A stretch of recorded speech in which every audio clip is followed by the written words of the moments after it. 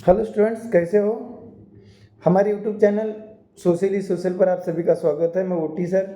आज social science Maharashtra state board हम political science का फर्स्ट चैप्टर लेकर आए हैं।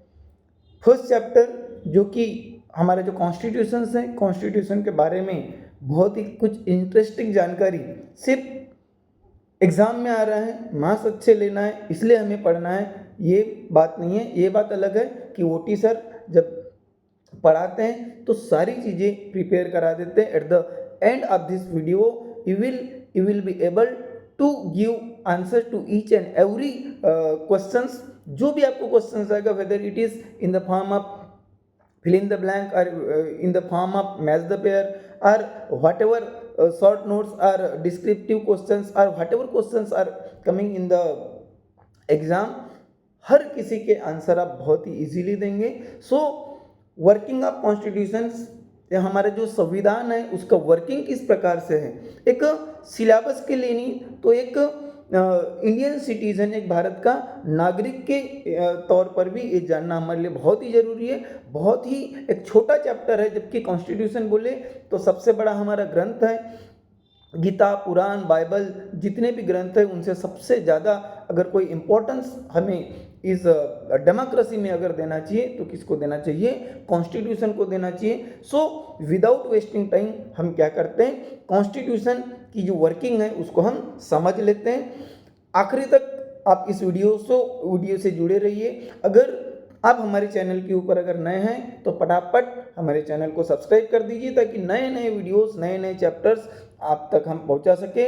अपने फ्रेंड्स को भी शेयर करिए। So working of constitution start करते हैं। सो हम सबसे पहले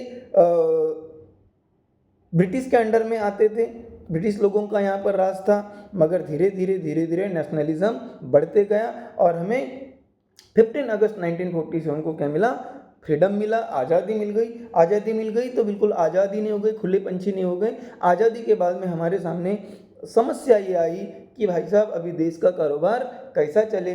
तो इसके लिए जितने भी हमारे जो लीडर्स थे, थिंकर्स थे, उनका एक मीटिंग हुआ। मीटिंग में उनका एक क्या बना, कमेटी बनी और उस कमेटी ने क्या किया, कॉन्स्टिट्यूशन का निर्माण किया। और ये जो कॉन्स्टिट्यूशन है हमारे इंडिया में कब से लागू हुई, it enacted in R India on 26 of January 1950। ये लागू कब हुई थी, लागू कब हुई थी, लागू कब हुई थी, 26 ऑफ जैन कब, 1950।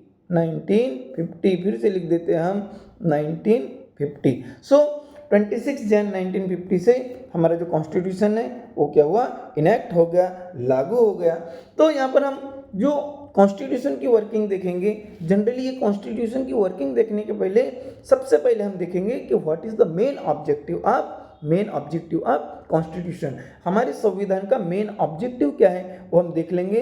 तो आप देख सकते हैं हमने कुछ मेन जो स्टेटमेंट्स हैं, सेंटेंसेस उसको अंडरलाइन करके रखा है। The Indian constitution has declared its objective to establish sovereign, socialist, secular और डेमोक्रेटिक रिपब्लिक का क्या करना, निर्माण करना। ये मेन हमारे कॉन्स्टिट्यूशन के क्या है, ऑब्जेक्टिव्स हैं। अब कॉन्स्टिट्यूशन ये बहुत बड़ा क्या है, एक रिटन बुक है, एक रिटन फॉर्म में एक बुक है। जो कॉन्स्टिट्यूशन है वहाँ पर बहुत सारी चीज़ें आती है, but in this chapter we will go with the 3 important points. और ये जो 3 इंपॉर्टेंट पॉइंट्स है, ये जो 3 इंपॉर्टेंट पॉइंट्स है, ये 3 इंपॉर्टेंट पॉइंट्स कौन से हैं हम देख लेते हैं। सो पहला जो इंपॉर्टेंट पॉइंट हम देखेंगे, it is in the form of democracy, it is in the form of democracy. So जिसको हम क्या बोलते हैं, लोकतंत्र बोलते हैं, प्रजातंत्र बोलते हैं। Second we will see social justice, और तीसरा पॉइंट हम देखेंगे जुडिशियल सिस्टम। ये 3 पॉइंट्स के हेल्प से हम क्या करेंगे, ये जो कॉन्स्टिट्यूशन हमारे जो चैप्टर है, हमारा जो चैप्टर है कॉन्स्टिट्यूशन, उसको हम क्या करेंगे, समझने का प्रयास करेंगे। सो कॉन्स्टिट्यूशन को समझते हैं, हमारे संविधान को समझते हैं। तो मेन ऑब्जेक्टिव आपको समझ में आया होगा कि कॉन्स्टिट्यूशन का जो मेन ऑब्जेक्टिव वो क्या है, इस्टेब्लिश सॉवरेन, सोशलिस्ट, सेकुलर और डोमेस्टिक और डेमोक्रेटिक रिपब्लिक को क्या करना, इस्टेब्लिश करना। और यहाँ पर ये भी बोला है कि it has made extremely important provision to ensure that the citizen get justice and their freedom is protected. जो हमारे जो क्या बोलेंगे सिटीजन्स हैं, उनको जो फ्रीडम दिया है, उनका जो फ्रीडम दिया है, उनको जो जस्टिस दिया गया है, उसका क्या हो, प्रोटेक्शन हो। The Indian constitution is seen as a means through which a progressive development. अब उसका मेन उद्देश्य क्या है, it should be progressive develop society based on social justice and equality will be establish.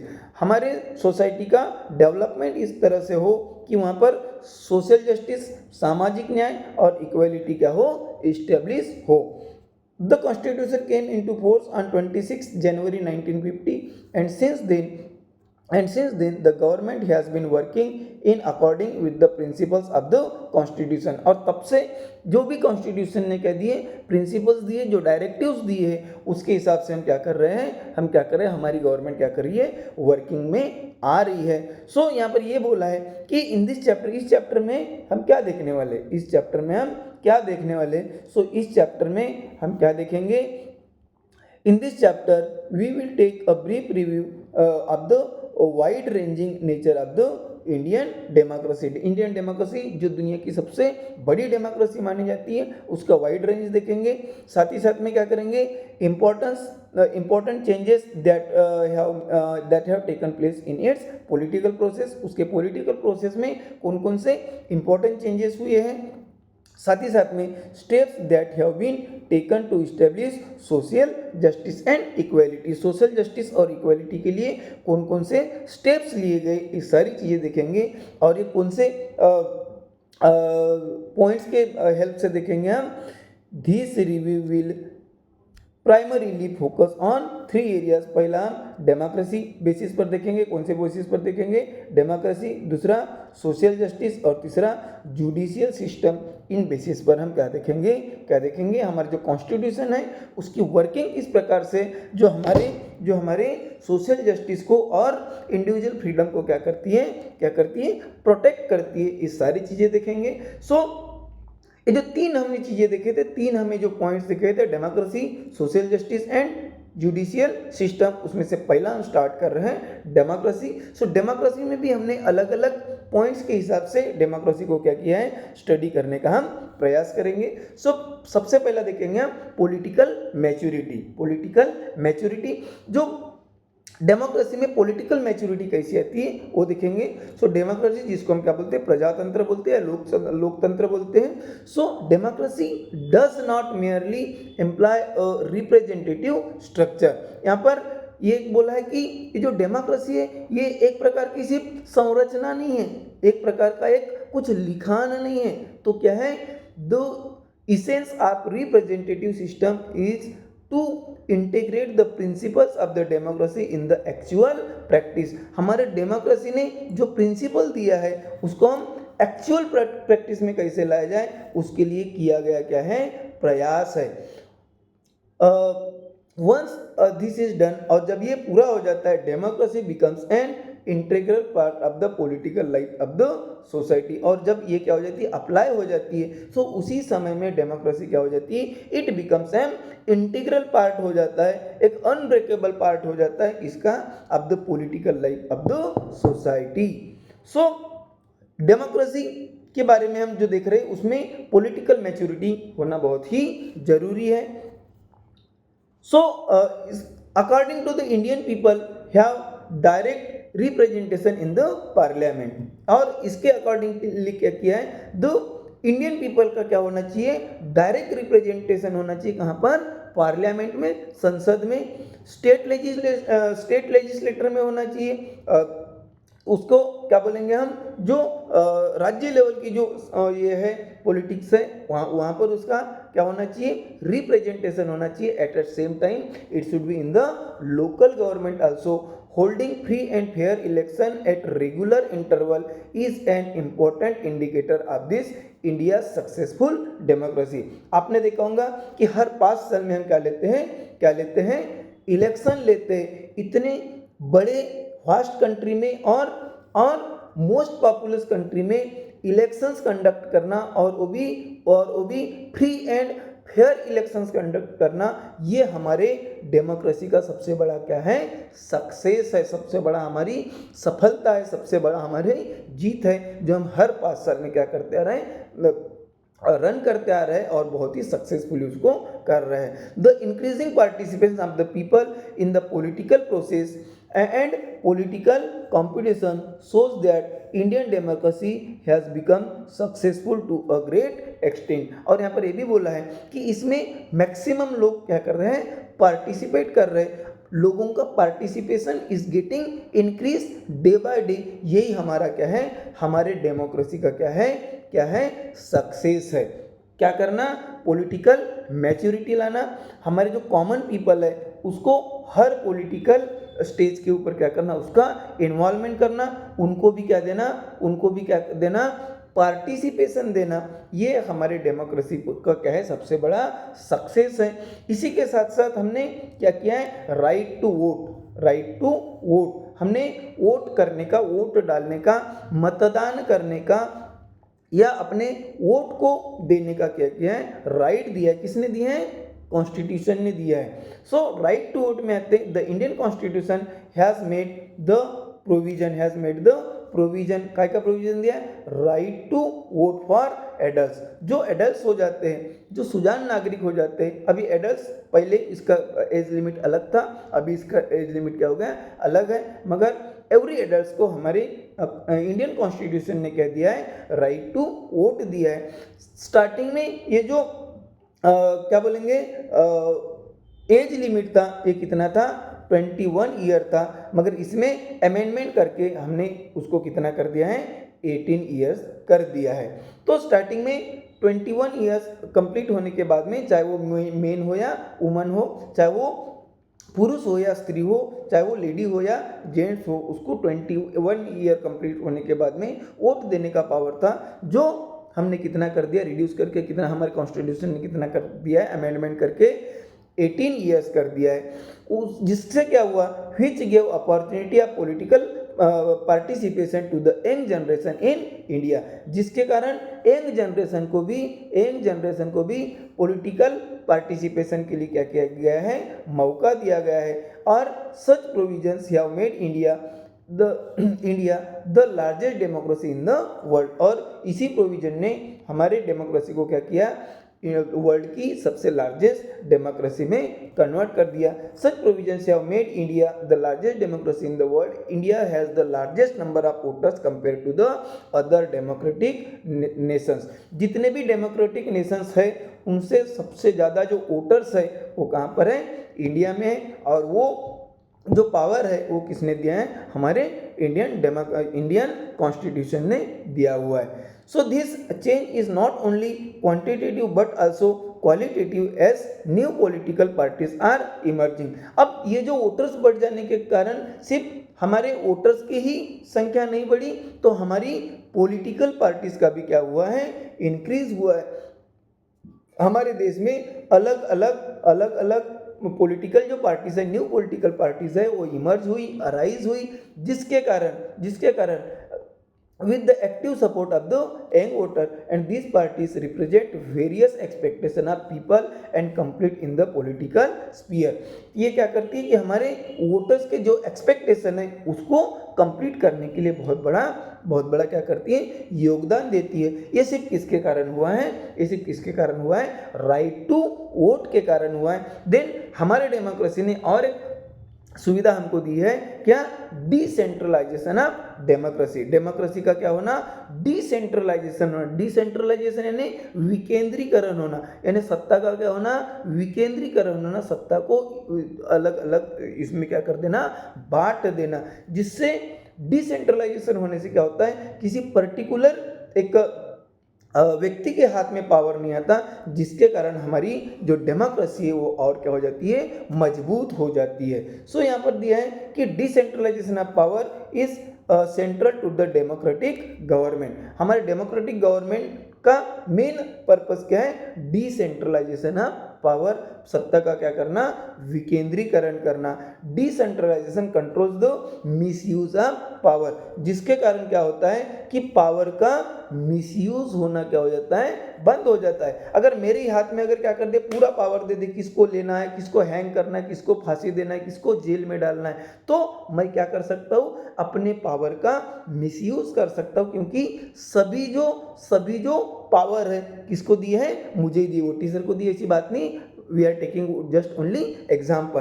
तो अगर किसी एक के हाथ में अगर पावर आ जाए तो वो क्या कर सकता है, उसका मिसयूज कर सकता है। तो इसलिए पावर का क्या किया गया है, डिसेंट्रलाइजेशन किया गया है। एंड साथ ही साथ में and also creates opportunities for political, क्या political participation for the common people को पॉलिटिकल पार्टिसिपेशन के लिए भी क्या दिया है, मौका दिया है। The directive principle of state policy include the provisions for क्या, डेमोक्रेटिक डिसेंट्रलाइजेशन। डेमोक्रेटिक का क्या हो जाना चाहिए, क्या होना चाहिए, डेमोक्रेसी का डिसेंट्रलाइजेशन होना चाहिए।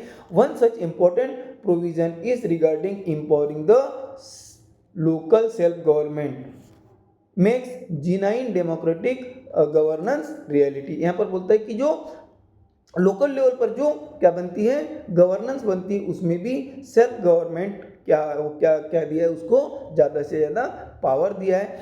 One such important attempt is to be 23rd and 24th amendment. हमने जो अपने जो कॉन्स्टिट्यूशन में क्या किया है, जो कलम है 23rd और 23rd, उसमें अमेंडमेंट किया है, उसमें सुधारना किया है कॉन्स्टिट्यूशन के कलम में, which gave a constitutional status to local self governing institution, जिसके कारण जो लोकल सेल्फ गवर्निंग इंस्टीट्यूशंस है या स्थानिक स्वराज्य संस्था है, उसको उसके जो पावर्स है उसको क्या कर दिया गया है, बढ़ा दिया गया है। सो इस प्रकार से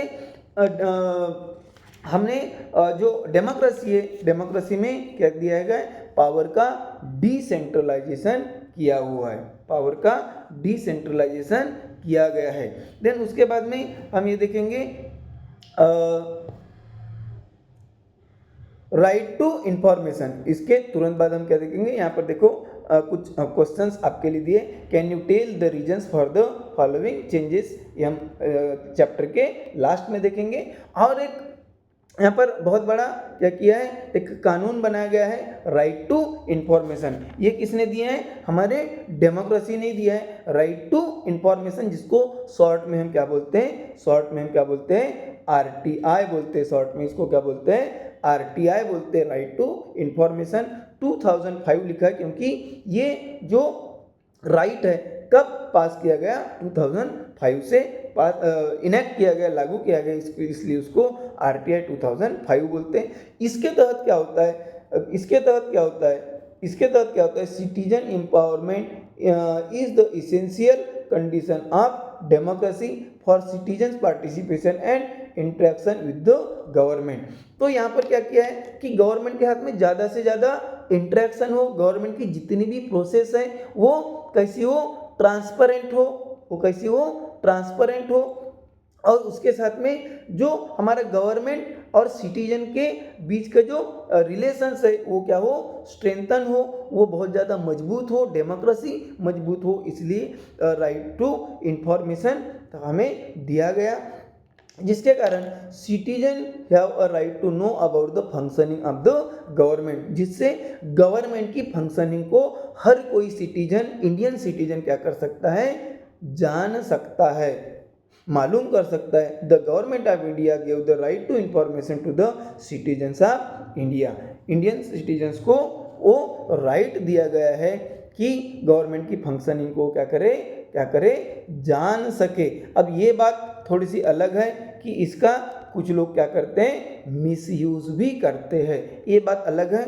हम इस चैप्टर में इस मिसयूज किस प्रकार से करते हैं ये नहीं देखेंगे, मगर गवर्नमेंट ने हमारे कॉन्स्टिट्यूशन ने क्या दिया है, हमें एक राइट दिया है, और वो राइट क्या है, राइट टू इंफॉर्मेशन। सो वो क्या करता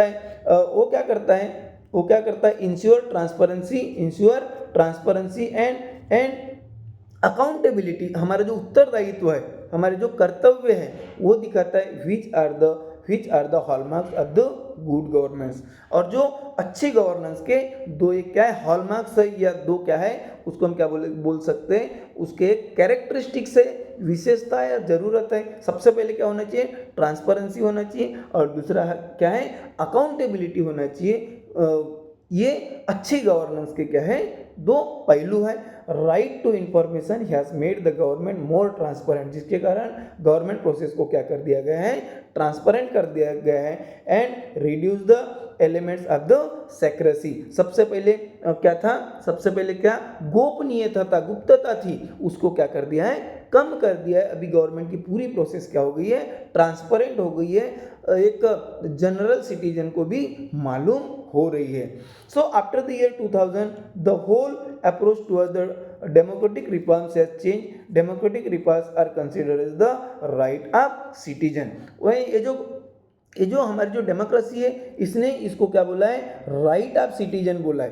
तो ये राइट ऑफ सिटीजन हमारे कॉन्स्टिट्यूशन ने क्यों बोला है, क्योंकि इसके पहले जो लोग क्या करते थे, इसका फायदा लेते थे, या इसका क्या बोलेंगे, इसका यूज करते थे, उनको बेनिफिशियरीज बोला जाता था। उनको क्या बोला जाता था, बेनिफिशियरीज बोला जाता था। मगर अभी बेनिफिशियरीज के बदले हमारी गवर्नमेंट ने उनको क्या बोला है, राइट ऑफ सिटीजन बोला है। हर सिटीजन का उसको एक क्या बोलेंगे, अधिकार करके उसको दिया गया, जबकि पहले उसको क्या बेनिफिशियरी माना जाता था। So accordingly citizen in India have got right to information. इसमें क्या राइट टू इंफॉर्मेशन मिला, राइट टू एजुकेशन मिला, राइट टू फूड सिक्योरिटी मिला।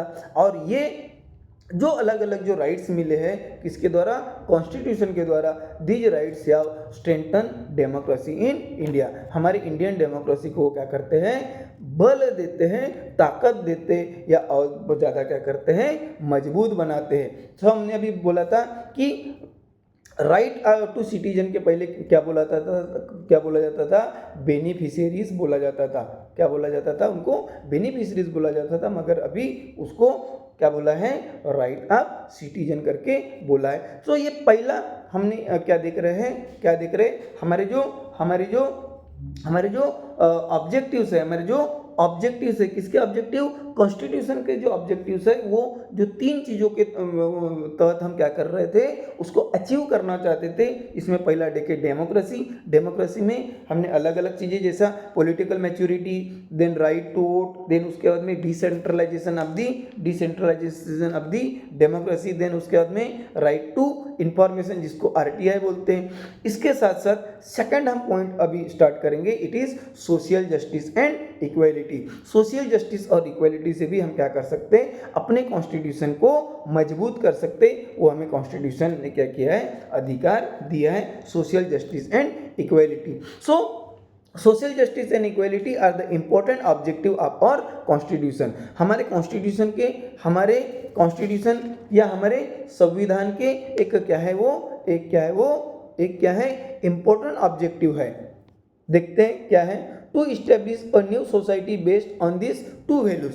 जो हमारे जो दो वैल्यूज दिए, कौन कौन से दो वैल्यूज दिए गए हैं, पहला सोशल जस्टिस और दूसरा सोशल इक्वालिटी। समाज में क्या होना, न्याय होना, और समाज में क्या होना, सबको समान अधिकार मिलना। सो ये जो दो क्या है वैल्यूज है, we are following the path laid down by our constitution. हमारे कॉन्स्टिट्यूशन ने जो क्या दिया है, पाथ दिया है, या जो हमें क्या दिया है तत्व दिया है, या जो हमें डायरेक्टिव्स दिए, उसको डायरेक्टिव्स के सहारे चल के हम उनको क्या कर सकते हैं, अचीव, वो जो गोल अचीव है वो हम कर सकते हैं। To establish social justice is to remove those social conditions which are responsible for injustice. अब सोशल जस्टिस अगर हमें लाना है तो हमें क्या करना पड़ेगा, ऐसी सभी कंडीशंस जो क्या करती है, इनजस्टिस को बढ़ावा देती है, उनको क्या कर देना, रिड्यूस कर देना, उनको कम कर देना।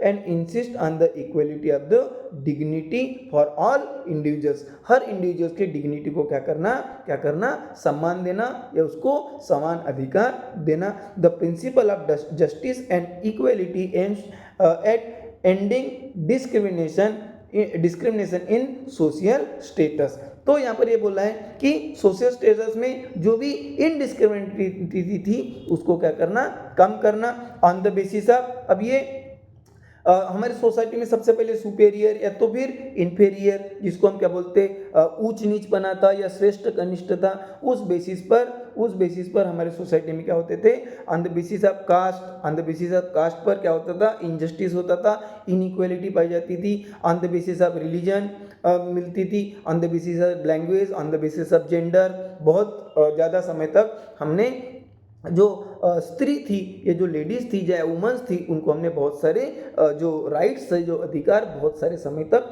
नहीं दिया गया था, मगर हमारे कॉन्स्टिट्यूशन ने सबको, चाहे वो किसी भी जेंडर का हो, सबको उसने क्या दिया है, जस्टिस एंड इक्वालिटी देने का प्रयास किया है। On the basis of place of birth, on the basis of race, उसका कोई भी वंश हो सकता है, on the basis of property and giving equality of opportunity for development to every individual, her individual को डेवलपमेंट के लिए समान क्या दिया गया, अभी मौका दिया गया। To establish justice and equality efforts are to be made at all levels of the society, society के हर लेवल पर क्या किया गया, जस्टिस और इक्वलिटी को इस्टेब्लिश करने के लिए एफर्ट्स लिए गए, प्रयास किए गए। For democracy to be inclusive, one must try to bring all sections of the society into a mainstream। और उसका मेन मकसद ये था कि सोसाइटी के सभी स्ट्रीम्स को क्या करना, सोसाइटी के सभी सेक्शंस को क्या करना, मेन स्ट्रीम में लाना, मेन प्रवाह में लाना या डेवलपमेंट की कगार पर लाना, इसका उद्देश्य था। Democracy is in fact a process of क्या, accommodating different sections of the society. Democracy helps in reducing social conflict. अभी तक जो सोशल कॉन्फ्लिक्ट था समाज में, क्या था, एक प्रकार का तनाव था, एक प्रकार का टेंशन था, उसको रिड्यूस करने के लिए हमारी डेमोक्रेसी क्या करती है, हेल्प करती है। अब यहाँ पर देखती है कि ये जो सोशल जस्टिस और इक्वलिटी लाने के लिए किस प्रकार से हमारी डेमोक्रेसी क्या करती है, हेल्प करती है और एफर्ट कर रही है, उसके बारे में हम देखेंगे। सो पहला देखेंगे policy of reservation of seat. हमने सीट रिजर्वेशन की पॉलिसी किस प्रकार से होती है वो देखेंगे, policy of reservation of seats. So policy of reservation of seats किसका, meant for those section of the society who have been deprived of the opportunities for the education and employment।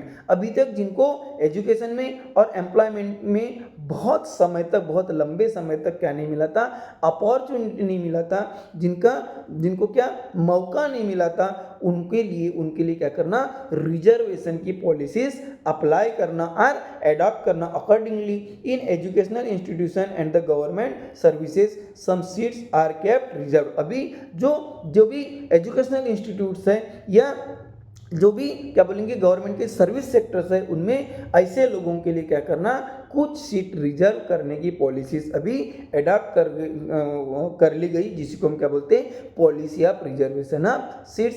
And there is also provision of reservation of seats for the other backward classes. Generally ये जो seats थी ये किसके लिए थी, schedule caste और schedule tribe के लिए सबसे ज़्यादा सीट को रिजर्व किया गया, मगर उसके साथ साथ जो अदर बैकवर्ड क्लासेस है, जिसको हम ओबीसी क्लासेस बोलते हैं, अदर क्लासेस बोलते हैं, जो बैकवर्ड कैटेगरीज में आती है, उनके लिए भी कुछ सीट्स को रिजर्व करना स्टार्ट हो गया। ये हमारे कॉन्स्टिट्यूशन में दिया गया। उसके बाद में और क्या करना, the schedule caste and schedule tribes act, जिनको प्रिवेंशन ऑफ एट्रोसिटीज बोलते हैं। सो ये जो हमारे जो सबसे जो पिछड़े कास्ट अभी तक जो माने गए थे, जिनको बहुत लंबे समय तक एजुकेशन में और पॉलिटिकल इसमें और क्या बोलेंगे गवर्नमेंट सर्विसेज में मौका नहीं मिला था, उनको प्रोटेक्ट करने के लिए क्या किया गया, प्रिवेंशन ऑफ एट्रोसिटी एक्ट लागू कर दिया गया। स्पेशली किसके लिए, एससी एंड एसटी के लिए। SC means schedule caste and ST means schedule tribe. So this is an important act for establishing social justice and equality. हमारे जो सोशल जस्टिस और इक्वेलिटी को इस्टेब्लिश करने के लिए, सोशल जस्टिस और इक्वेलिटी को इस्टेब्लिश करने के लिए क्या था, एक इम्पोर्टेंट एक्ट माना जाता है। कौन सा, schedule caste and schedule tribe के लिए बना हुआ प्रिवेंशन ऑफ एट्रोसिटीज का। This act prevent any injustice against the people belonging to this category. इस कैटेगरी में जो भी लोग क्या करते हैं, बिलोंग करते हैं, उनको रक्षा के लिए कानून बनाया गया है। Tribes and schedule tribes and any act of atrocity committed against them is liable to punishment. यहाँ पर ये बोला गया है कि इस कानून के तहत अगर सपोज ये एससी और एसटी कैटेगरी पर किसी भी प्रकार का क्या हुआ, अन्याय हुआ, तो ये जो कानून है वो क्या करता है, ऐसे ये दोषियों को क्या देता है, पनिशमेंट देता है।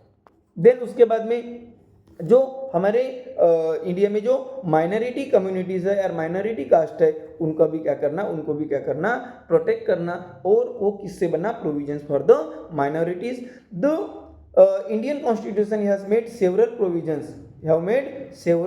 Provisions for protection of the minorities. Minorities को हम क्या बोलते हैं, अल्पसंख्यक बोलते हैं, जिनकी संख्या क्या है, कम है। ऐसे माइनॉरिटीज का भी प्रोटेक्शन करना हमारे कॉन्स्टिट्यूशन का क्या है, एक मेन ऑब्जेक्टिव है।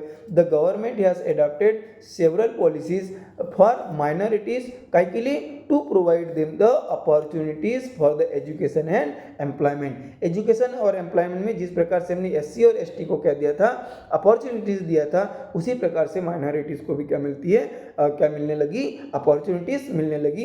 कहाँ, in the field of education and employment.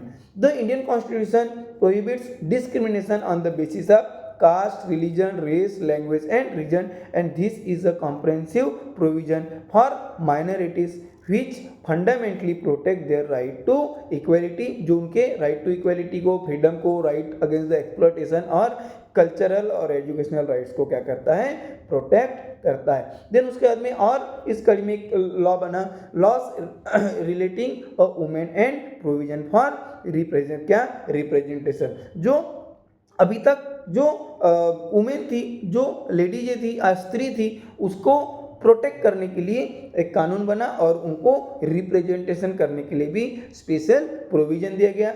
In the post independence period efforts were made for empowering woman को एम्पावर करने के लिए, या वुमन को क्या बोलेंगे, स्ट्रॉन्ग करने के लिए, ताकतवर करने के लिए, taking into consideration the problems of women की जो जितनी भी अभी तक की जो प्रॉब्लम्स थी उनको कंसीडर करके several policies have been adopted as national and international level to remove, काय के लिए, उनमें अभी तक उनको मौका नहीं मिला था, काय का, एजुकेशन का मौका नहीं मिला था, इसलिए इलिटरेसी ज़्यादा थी। सो इलिटरेसी को क्या करना, कम करना, रिमूव करना among the women and make available opportunities for their development, उनके डेवलपमेंट के लिए क्या करना, नई नई अपॉर्चुनिटीज तैयार करना। So the right to have an equal share in the property for the father and husband. अभी वुमेन को क्या दिया गया, एक राइट दिया गया, काहे में, प्रॉपर्टी का शेयर, चाहे वो पिता की प्रॉपर्टी हो चाहे तो फिर हस्बैंड की प्रॉपर्टी हो, उसको इक्वल क्या रहेगा, शेयर रहेगा, उसका समान हिस्सा रहेगा। देन उसके बाद में डाउरी प्रोहिबिशन एक्ट, ये आपको एमसीक्यू में आ रहा है, इसको आप अंडरलाइन करके रखिए। डाउरी प्रोहिबिशन एक्ट, जिसको हम क्या बोलते हैं, हुंडा प्रतिबंधक कानून। जो बहुत सारे जो क्या बोलते हैं, विवाहित जो स्त्री थी, उनको क्या किया जाता था, प्रताड़ित किया जाता था, उनको शोषण किया जाता था, उनको टॉर्चर किया जाता था। तो डाउरी प्रोहिबिशन एक्ट भी वुमेन को प्रोटेक्शन करने के लिए हमारे कॉन्स्टिट्यूशन ने बनाया। देन उसके बाद में act against the sexual harassment के अगेंस्ट में भी कानून बना।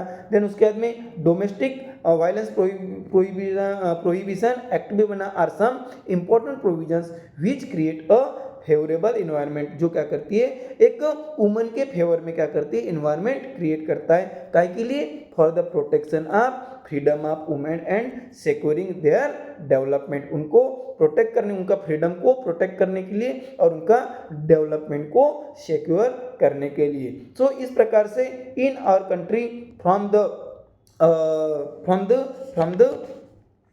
The every beginning women have inadequate representation in the politics and political institution। मगर देखा ये भी गया है कि हमें भले ही आज़ादी मिल गई, फ्रीडम मिल गया, मगर हमारा जो वुमेन का जो पार्टिसिपेशन था वो उतना उतना ज़्यादा नहीं था, इनएडेक्वेट था, बहुत ही कम था। कहाँ पर? Representation in the politics and the political institution, जो हमारी जो पॉलिटिक्स और पॉलिटिकल इंस्टीट्यूशन था उनका वुमेन का जो पार्टिसिपेशन बहुत कम था। Many countries in the world have made effort to increase representation of women. सिर्फ इंडिया ने किया नहीं किया तो वर्ल्ड की बहुत सारा कंट्रीज ने वुमेन्स का भी पार्टिसिपेशन बढ़ाने के लिए अलग अलग क्या किया, एफर्ट किए। हमारे इंडियन गवर्नमेंट ने भी और हमारे कॉन्स्टिट्यूशन ने भी एफर्ट किया है। सबसे पहले हमने क्या कर दिया, this representative change are taking place in India as well. हमने क्या किया, 23rd और 24th रूल को हमने क्या किया, अमेंड किया, उसको सुधारना किया। और हमने जो वुमेन का जो पार्टिसिपेशन है उसको रिजर्वेशन कितना दे दिया, 33% दे दिया। काय पे? 33% of seats for the women of local self governing institution, जो बाद में बढ़ाकर कितना कर दिया गया था, 50% कर दिया गया था। और जो अलग अलग स्टेट में किया, हमारे महाराष्ट्र गवर्नमेंट ने भी हमारी जो वुमेन है उनका उनका उनका रिप्रेजेंटेशन कितना परसेंट तक बढ़ा दिया, 50% तक बढ़ा दिया। ये भी एक क्या है, ये भी क्या है, एक इम्पोर्टेंट है, क्योंकि जैसे ही चैप्टर हमारा कंप्लीट होगा हमें ऑब्जेक्टिव में एक क्वेश्चन पूछा गया है एंड मोस्ट प्रोबेबली इट में ask in the board exam also, board exam में भी पूछ सकता है। सो सबसे पहले 33% सीट रिजर्व की गई थी किसके लिए, वुमेन के लिए, मगर अलग स्टेट के हिसाब जैसा हमारे महाराष्ट्र गवर्नमेंट ने भी वुमेन का जो रिजर्वेशन है वो कितना परसेंट कर दिया था, कितना परसेंट कर दिया, 50% कर दिया।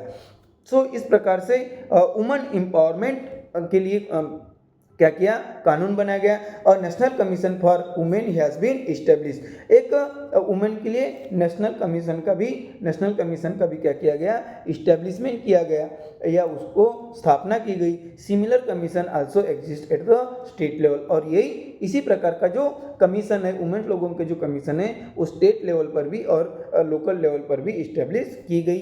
The act for the protection of women against domestic violence is an important step in the direction of the democracy. Democracy को सक्सेस होने में हमने जो वुमेन प्रोटेक्शन एक्ट किया और जो डोमेस्टिक वायलेंस के अगेंस्ट में हमने जो एक्ट बनाया, कानून बनाया, ये हमारे डेमोक्रेसी को सक्सेस करने के तरफ में क्या था, एक बहुत बड़ा पहल था, बहुत बड़ा कदम था।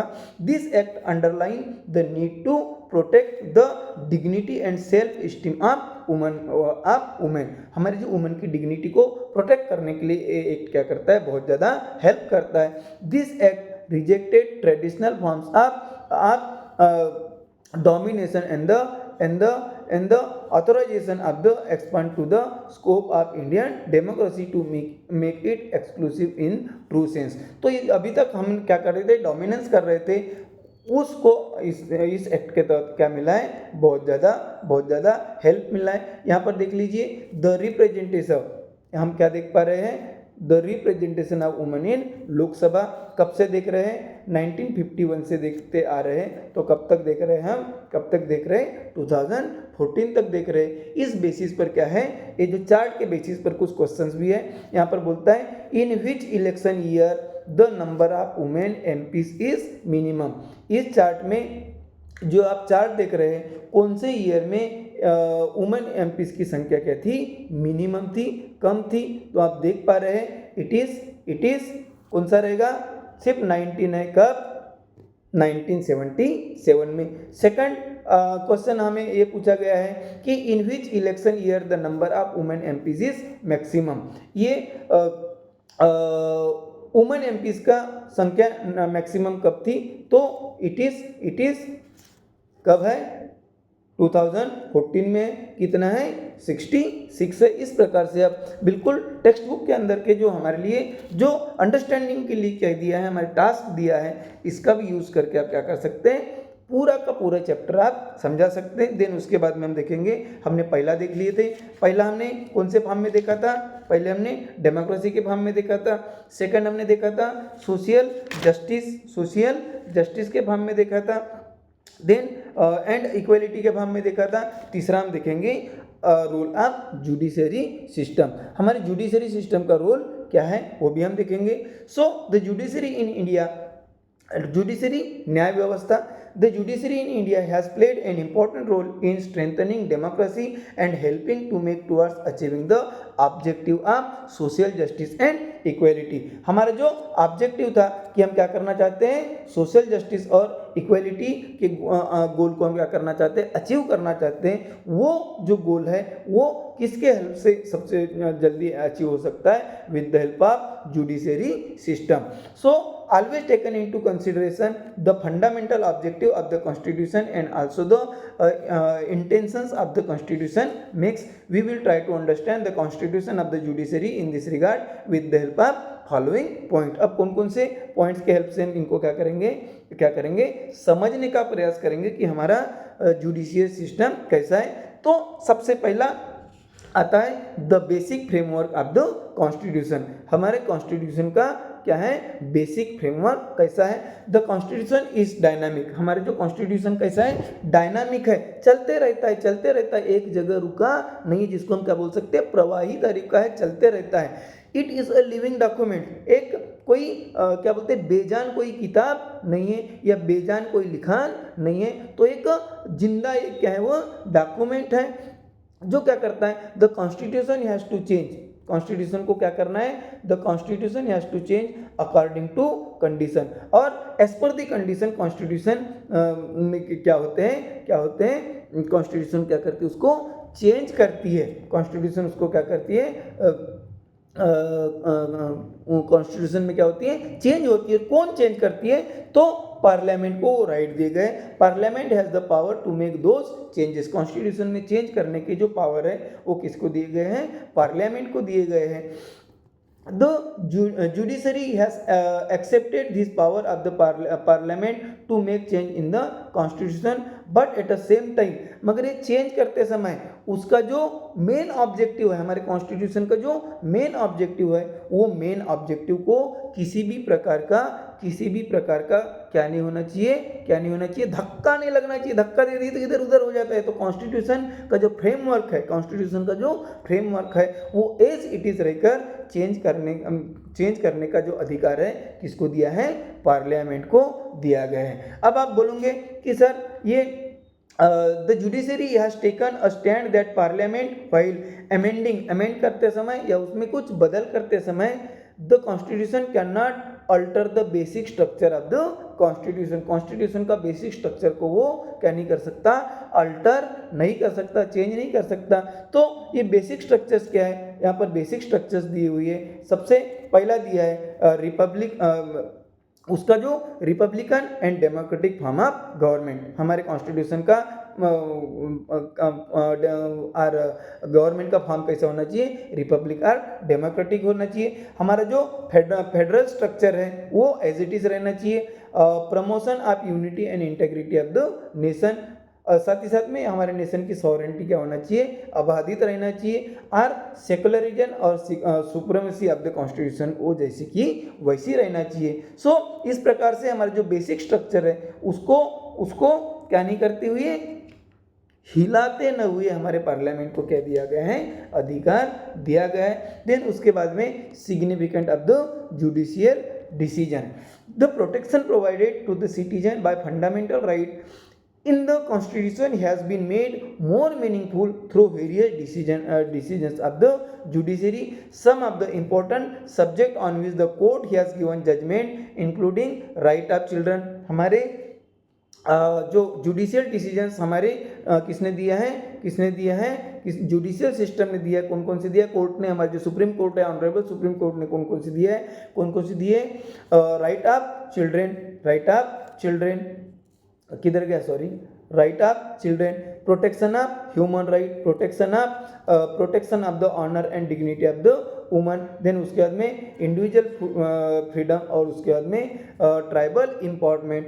And this efforts have made the political process in India more mature. और ये जो एफर्ट्स है with the help of judicial system, ये क्या करते हैं, हमारे पॉलिटिकल प्रोसेस को इंडिया में बहुत ज़्यादा क्या करते हैं, मैच्योर करने का प्रयास करते हैं। देन उसके बाद में डेमोक्रेसी कैसी ज़रूरत है, क्या क्या चीज़ें लग रही ये है। उसके बाद में ये भी प्लीज़ अंडरस्टैंड में यहाँ पर दिया है। फाइंड आउट द जजमेंट, जो अभी ऑनरेबल सुप्रीम कोर्ट ने क्या क्या जजमेंट दिए वो भी बताइए। ऐसा भी आपको क्या दिया है, टास्क दिया हुआ है। सो इन दिस चैप्टर यहाँ पर बोला है कि जनरली हम लास्ट में आ रहे हैं। सो इस चैप्टर में क्या दिया है, 3 पॉइंट के ऊपर हमने क्या किया है, डिस्कशन किया है। पहला जो पॉइंट था वो on the basis of democracy था, दूसरा सोशल जस्टिस एंड इक्वलिटी, और तीसरा judicial system. In this chapter we took a review of constitution and working of the government. हमने कॉन्स्टिट्यूशन का रिव्यू लिया है और हमारे गवर्नमेंट की वर्किंग के बारे में पढ़ा है। On the basis of constitution in the context in the Indian democracy, there are many challenges before India's democracy। अब ये तीनों जो चीज़ें हमने अडॉप्ट किया है तो हमारे सामने के जो चैलेंजेस थे वो पूरे कंप्लीट हो गए ऐसा हम नहीं बोल सकते, मगर बहुत सारे चैलेंजेस को हम क्या कर रहे हैं, फुलफिल करने का कोशिश कर रहे हैं। और यहाँ पर नेक्स्ट चैप्टर जब भी आएगा तो हम क्या देखेंगे, in the next chapter we will study the election process in India, क्योंकि सबसे बड़ा हमारा क्या है, सबसे बड़ा हमारे जो क्या है डेमोक्रेसी, इसमें इलेक्शंस कैसे होते हैं वो हमें देखना है। तो जैसा कि हमने आपके हाथ में प्रॉमिस किया था कि क्या बोलते हैं, जो एक्सरसाइज रहेगी उसको, एक्सरसाइज को भी हम क्या करेंगे, कवर करेंगे। सो यहाँ पर दिया है MCQ में दिया है, in Maharashtra blank seats are reserve for the women in local self governing institution. अभी देख रहा था, सबसे पहले 33 था, अभी कितना परसेंट हो गया है, 50% हो गया है। Then which of the following laws created a favorable environment for women to secure freedom and self development। Woman का फ्रीडम और सेल्फ डेवलपमेंट के लिए कौन सा राइट बनाया गया, तो डाउरी प्रोहिबिशन एक्ट, जिसको हम क्या बोलते हैं, हुंडा प्रतिबंधित कानून बनाया गया है। तीसरा यहाँ पर दिया है the essence of democracy. Democracy का इसेंस क्या है, डेमोक्रेसी का इसेंस क्या है, तो आप भी आंसर दे सकते हैं, आप हमें कमेंट्स करके बताइए क्या, डिसेंट्रलाइजेशन ऑफ पावर। देन उसके बाद में नेक्स्ट क्वेश्चन बोला है state whether following statement are true or false, और वो जो भी ट्रू या फॉल्स रहेंगे उनके क्या लिखना है, रीजंस भी लिखना है। रीजंस तो हम आपको क्या देंगे, अलग से नोट्स प्रोवाइड कर देंगे, मगर ट्रू या फॉल्स है वो हम जरूर बताएंगे। सो पहला है Indian democracy is consider to be a largest democracy in the world. ये क्या है, ट्रू है। हमारी जो इंडियन डेमोक्रेसी है वो लार्जेस्ट डेमोक्रेसी करके कंसीडर किया जाता है। Then secrecy in the working of government has increase due to the right to information. ये जो स्टेटमेंट है ये रॉन्ग आएगा, क्यों आएगा, क्योंकि इंक्रीज नहीं हुई है तो क्या हुई है, डिक्रीज हुई है। देन उसके बाद में थर्ड यहाँ पर हमारे पास में स्टेटमेंट दिया है the nature of the constitution is a living documents. हमारे जो कॉन्स्टिट्यूशन का जो नेचर है वो कैसा है, लिविंग डॉक्यूमेंट्स की तरफ है। बिल्कुल सही है, क्योंकि हम क्या कर सकते हैं, एज पर दी रिक्वायरमेंट और एज पर दी टाइम हम उसमें क्या कर सकते हैं, अमेंडमेंट कर सकते हैं, उसमें बदलाव कर सकते। होप आपको ये चैप्टर पूरा समझ में आया होगा। फिर से हम जो आपके लिए इतनी मेहनत करते हैं, आप अगर नए हैं, अभी तक अगर हमारे चैनल को सब्सक्राइब नहीं किया है तो आप हमारे चैनल को क्या कर दीजिए, सब्सक्राइब कर दीजिए, अपने दोस्तों को भी शेयर करिए, ताकि कर भला तो हो भला। और फिर से ऐसे ही नए चैप्टर के साथ हम आपके साथ में क्या रहेंगे, हाजिर रहेंगे। तब तक के लिए आप पढ़ाई करते रहिए, अपना ध्यान रखिए। अभी हम आपसे क्या लेते, विदा लेते। Thank you.